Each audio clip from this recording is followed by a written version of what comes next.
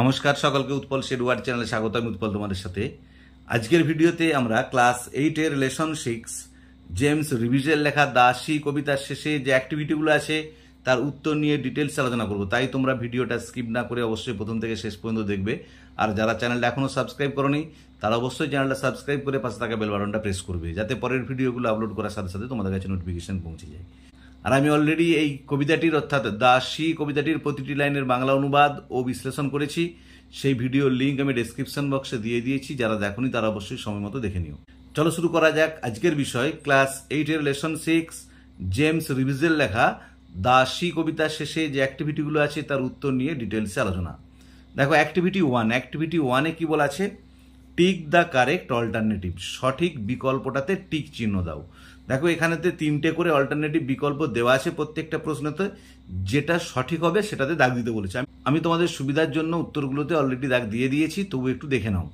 দেখো এক একটা কি বলা আছে? The sea is compare to a, সমুদ্রকে তুলনা করা হয়েছে একটা লেজি ক্যাট, অলস বিড়াল, অ্যাক্টিভ ম্যান, সক্রিয় মানুষ, হাংরি ডগ, ক্ষুধার্ত কুকুর। যে কার সঙ্গে তুলনা করা হয়েছে? উত্তর হবে হাংরি ডগ, ক্ষুধার্ত কুকুরের সাথে।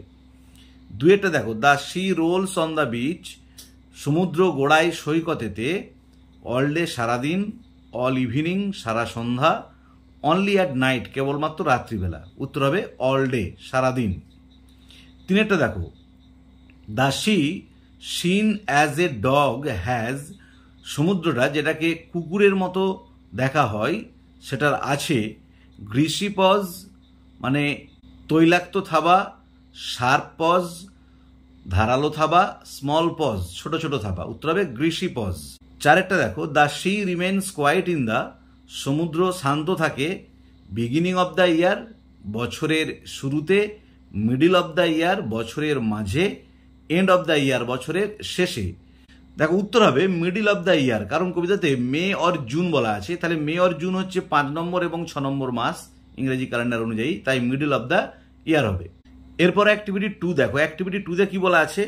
Complete the following sentences with information from the text, পাঠ্যাংশ থেকে তথ্য নিয়ে মানে ওই কবিতা থেকে তথ্য নিয়ে শূন্যস্থানগুলো পরিপূর্ণ করতে হবে।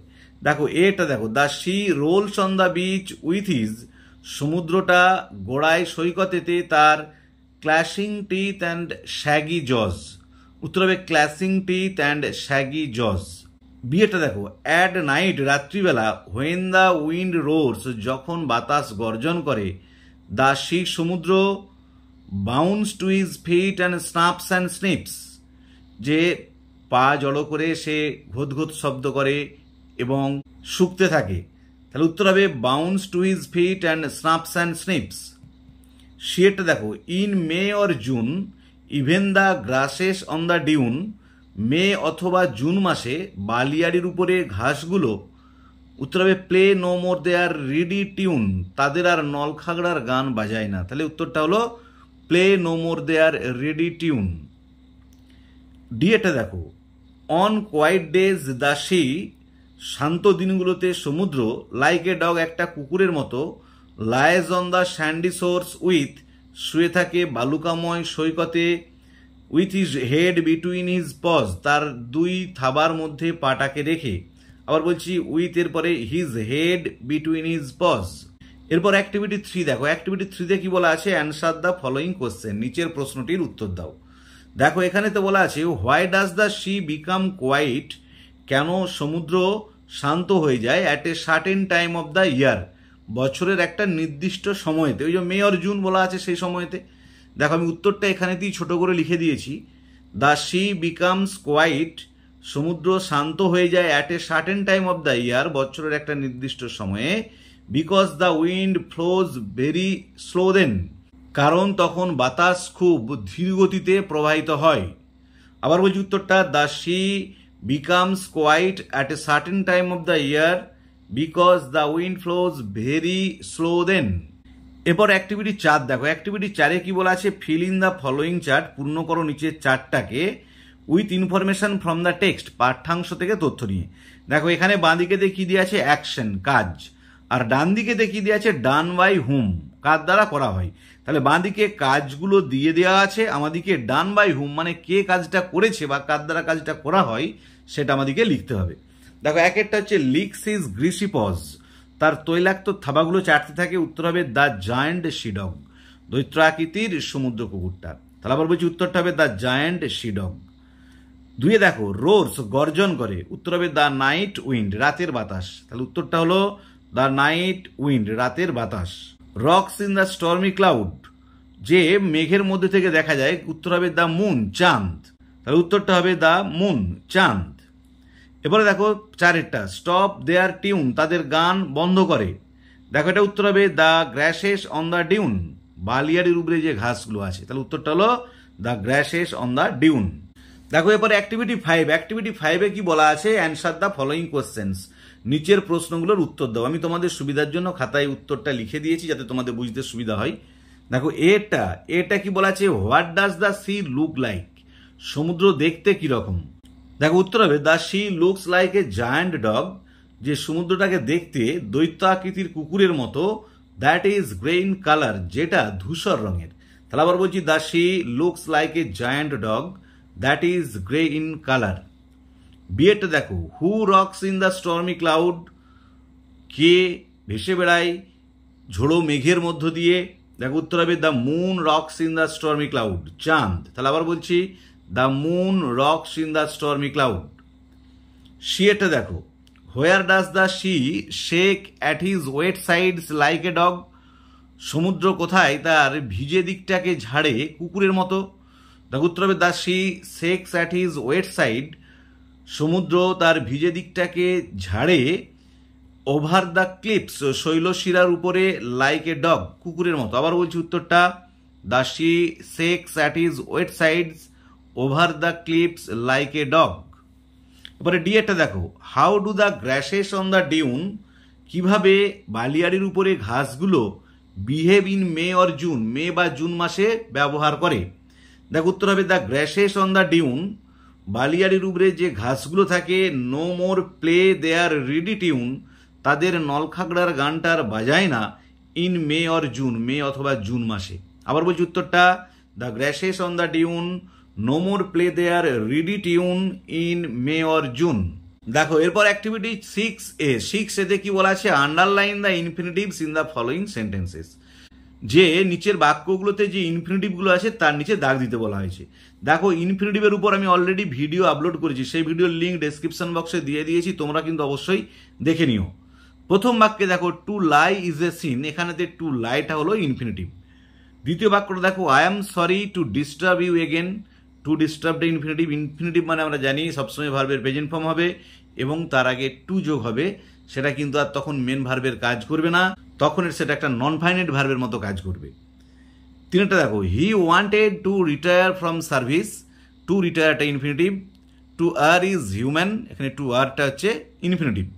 অ্যাক্টিভিটি 6-এর বি দেখো ও যে রিড দ্য ফলোইং সেন্টেন্সেস, নিচের বাক্যগুলো পড়ো। Identify the noun phrase, adjective phrases and adverb phrases, চিহ্নিত করো নাউন ফ্রেজগুলোকে, অ্যাডজেক্টিভ ফ্রেজগুলোকে বা অ্যাডভার্ব ফ্রেজগুলোকে, and fill in the chart given below, নিচে চারটা পূর্ণ করো। দেখো প্রথমে food and shelter, she has none, food and শেল্টারটা ফ্রেজ। তারপরেটা হচ্ছে her voice is pleasing to the ear, pleasing to the ইয়ারটা phrase. Mrinal is a jewel of a boy, এখানে jewel of A বয়টা phrase. Feel yourself at home, at হোমটা phrase. এরপরে দেখো কোনটা কোন ফ্রেজ আমি সেই ঘরেতে লিখে দিয়েছি। ফুড অ্যান্ড শেল্টারটা হবে noun phrase, a jewel of a boy adjective phrase, আর প্লিজিং টু দ্য ইয়ার হচ্ছে অ্যাডভার্ব ফ্রেজ, অ্যাট হোমটাও হচ্ছে অ্যাডভার্ব ফ্রেজ। অ্যাক্টিভিটি 6C দেখো কি বলেছে রিড দ্য ফলোইং সেন্টেন্সেস, নিচের বাক্যগুলো পড়ো। Identify the main or principal clause, চিহ্নিত করো কোনটা মেন ক্লজ বা principal clause, and the dependent clause এবং কোনটা ডিপেন্ডেন্ট ক্লজ সেটাকে চিহ্নিত করতে হবে। And fill in the chart given below, এবং নিচে চারটা পূরণ করতে হবে। দেখো আমি তোমাদের সুবিধার জন্য উত্তরগুলো লিখে দিয়েছি। প্রথম বাক্যে আছে I know a man who is a doctor, আমি একজন মানুষকে চিনি যে একজন ডাক্তার। এই বাক্যে আই নো এ ম্যানটা হচ্ছে main clause, who is a ডক্টরটা ডিপেন্ডেন্ট ক্লজ।